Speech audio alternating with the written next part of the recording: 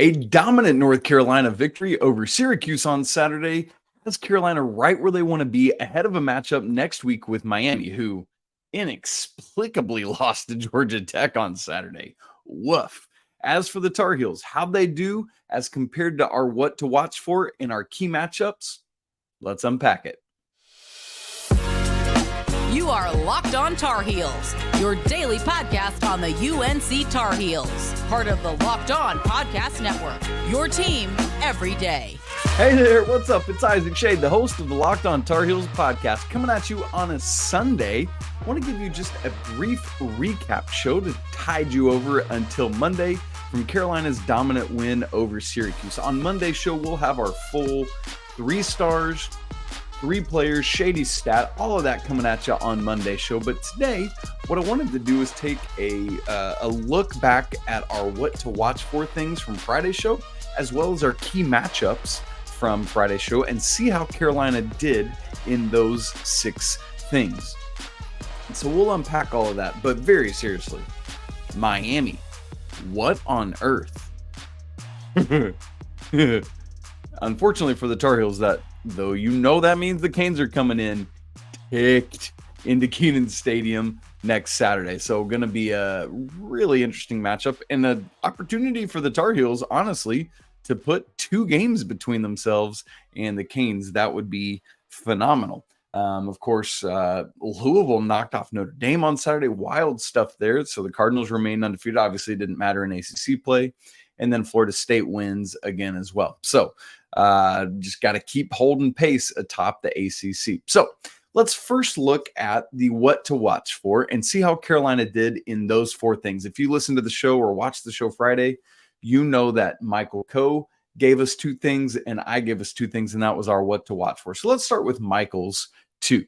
Number 1, he mentioned that North Carolina in Mac Brown 2.0 era was just 1-5 coming off a bye week. Holy smokes. And that includes last year where Carolina had 2 of them because of playing in week 0. So just 1 and 5, not 1 of 5, 1 of 6, I guess, really. And that one win was the most recent one. Thankfully, though, Carolina had things figured out, just blitzed this game. A little bit of a slow start. Carolina has a great first drive, ends in a field goal, but then just off to the races after that and really never looked back. In fact, almost was able to stop the one Syracuse drive that did end in points. It was that short of a shutout, really, So anyway, Carolina takes care of whatever it is with the buy-in. And, is it a situation of overthinking things? Is it a situation of just small sample size that's circumstantial? Who knows? But anyway, Carolina now has a 2-game winning streak off of buys, and you want to see that look good going forward. Number 2 on our what to watch for. The question that Michael brought up was, can Carolina be more efficient offensively and defensively, both on first and second down? And I think they answered that with resounding colors on Saturday. Let's just look at the stats from first down. By the way, for those of you watching, you notice I'm wearing my Braves hoodie, despite the Braves taking an L on Saturday night. I am no fair weather fan. I believe that the Bravos will come back. Let's get it. Just looking at first down, how did Carolina do offensively and defensively? They passed this test as well. Let's look at Syracuse. Had 21 first down plays in this game, gained just 61 yards on those. That was an average of 2.9 yards per play. They only got 2 first downs on first down and had a turnover on first down as well. So how did Carolina do defensively on first down?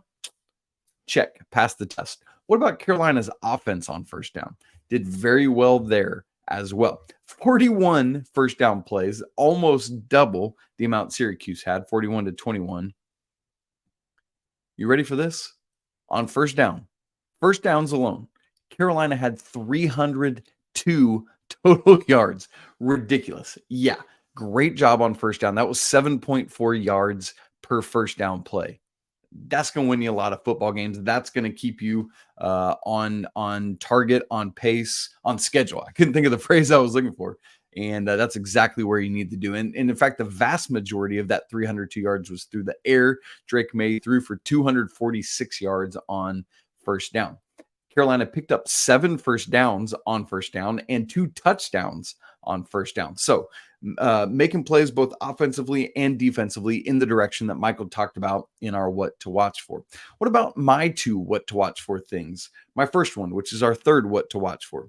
Can Carolina avoid the potential distraction of Tez Walker being available? It's funny, again, a couple weeks ago when Tez was once again declared ineligible, we looked at, man, how does Carolina avoid the distraction of that? Now it was almost a different type of distraction. If you listen or watch the show Friday, I talked about, would Carolina try to force feed Tez, both thinking about Drake and the coaching staff?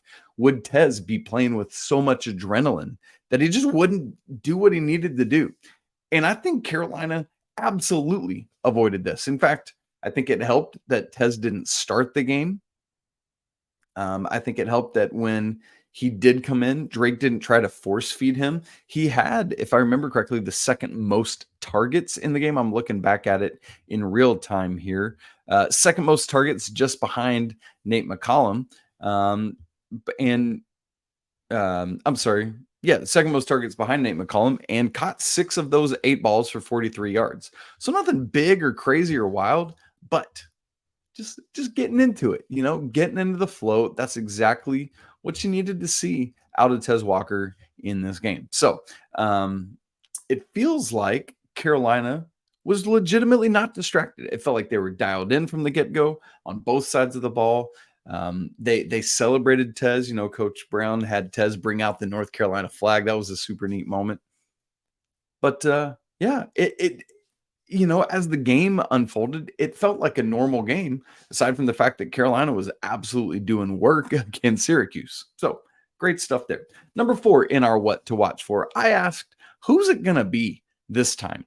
Carolina has had dynamic games from so many players in the first 4 games. A British Brooks game, a Kaimon Rucker game, Omarion Hampton against App State game, the Nate McCollum game once he was healthy and back in against Minnesota, Drake Maye blowing up in that game for the first time this year, J.J. Jones and Alijah Huzzie against up at Pitt. And so you've had all these guys contributing. And so my question was, who's it going to be this time? Because I just love this diversity of capability for the Tar Heels. What's cool this time, it was a lot of people offensively, right? You had 2 receivers go over 100 yards in the game, both Kobe Paysor and Nate McCollum, who was the high receiver again. You had Drake Maye, 6 passing yards shy of his career high, like 2 receptions shy of tying his career high, or of completions, excuse me. And so you have all these people doing all these things. Nobody really had to take the brunt of the running. Omarion had the most of the Tar Heels, but man, just collectively, they were able to do it on the ground. And so there was all that. And just honestly, that's what happens when you're racking up 644 yards of total offense and 40 points. You're just going to spread that out to a lot of people more often than not. And also, it was true on the defensive side. You just had all these guys contributing. Again, that's what happens when you're only allowing 7 points and 200 something yards of total offense to Syracuse. And so who was it going to be this time? A little bit of everybody, if we're being honest. And once again, that's exactly what it needs to be and what you're hoping to see. Well, I want to unpack how Carolina did in the 2 key matchups that Michael Coe and I threw out for us on Friday's show. But first, before we get there, I need to tell you that this little mini episode of Locked On Tar Heels is brought to you by our friends at FanDuel. Oh man, snap right into that NFL action this season with FanDuel, America's #1 sportsbook, because right now new customers get $200 in bonus bets guaranteed when you place a $5 bet. That's $200 in bonus bets, win or lose. You've been thinking about joining FanDuel? There's no better time than right now to get in on the action. The app is super easy to use. You can bet on all sorts of things: spreads, player props, over-unders, and more. So visit FanDuel.com/lockedon and kick off the NFL season. FanDuel, official partner of the NFL. So what to watch for? I think Carolina hit all 4 of those. That's part of why they won this game the way they did. They were smacking on all cylinders there. Now, Co and I proposed for us 2 key matchups to watch in this game. And as you would imagine, Carolina succeeded very well in both of these as well. Let me give you Michael Coe's first. The matchup he was watching for was the North Carolina run game against the Syracuse run defense. Once again, before I even give you the stats, Carolina passes this with flying colors. And I love it because nobody had more than Omarion Hampton's 78 rushing yards. And yet, Carolina had 202 rushing yards as a team. That's the second time they've been over 200 this year, the second highest total this season behind the 337 they gained against App State when Hampton went absolutely nuts. You hate that this was the first game. Funny, Carolina scores 40 points. And it was the first time all season that Omarion Hampton didn't get into the end zone. And so hopefully he can get right back to that against Miami next week. But Carolina passes this test with flying colors. You've got all these backs racking up yards, and that's part of it. Is Carolina had that 27-0 halftime lead, you're able to get a whole bunch of guys in and allow them to make plays. So you had Omarion Hampton, 15 rushes for 78 yards. Drake Maye, 14 rushes for 55 yards. British Brooks, 6 rushes for 25 yards. Caleb Hood, 7 for 23. Ben Kiernan had that 1 for 17 on the blocked punt that he was able to field and run for a questionable first down. And then Elijah Green had 3 rushes for 8 yards. And then Connor Harrell had a couple where it was just like trying to kind of run out the clock, see what could happen there. And so several, 1, 2, 3, 4, 5, we'll say 5 plus Ben Kiernan, Tar Heels had positive rushing yards. All 4 running backs that are active: Hampton, Brooks, Hood, and Green. And then, of course, Drake Maye as well. But here's the nice thing. Listen to the long rush for each player. Omarion Hampton, longest rush, 17 yards. Drake Maye, longest rush, 12 yards. British Brooks, longest rush, 9 yards. Hood, 10 yards. Green, 9 yards. So all 5 non-Kiernan rushers had a rush at least 9 yards. That's incredible.